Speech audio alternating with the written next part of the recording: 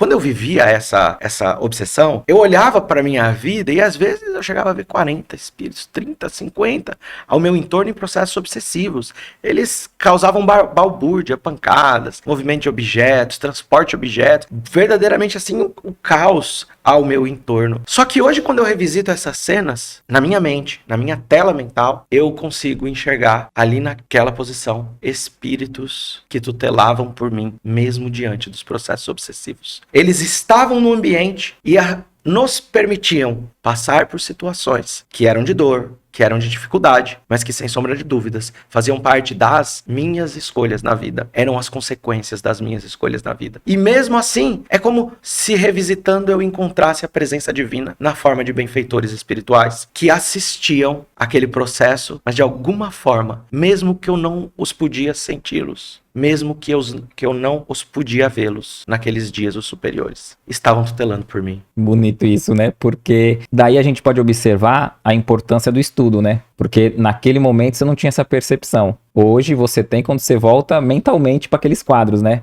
Então, a tua melhoria, como você falou, né? Que você não tinha outro caminho, né? A não ser uma loucura total ou compreender e saber lidar com a mediunidade, né? Como que foi esse processo dessa cura, né? De ir se melhorando, desfazendo essas obsessões? Olha, a mediunidade sempre foi natural em minha vida. Então, hoje eu nunca conversei com meu irmão, mas eu comento com a minha mãe, comento às vezes no centro, que eu dormia no mesmo quarto que um irmão. E desligava a luz, começavam as questões que hoje eu entendo como espirituais. Então, inclusive, meu irmão falava, sentou uma pessoa aqui na minha cama.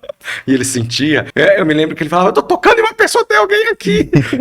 Coberta, que era puxada. E a gente morria de medo, né? A gente morria de medo. Sim, sim. Era a faculdade mediúnica, aqui no caso específico de efeitos físicos, que pode se manifestar, diz André Luiz, desde os primeiros anos de idade, que estava presente em nossas vidas. Mas, assim, dentro da mediunidade de efeitos inteligentes, da visão, ouvir vozes, eu costumo dizer, eu fui descobrir que não era todo mundo que ouvia voz com 27 anos de idade.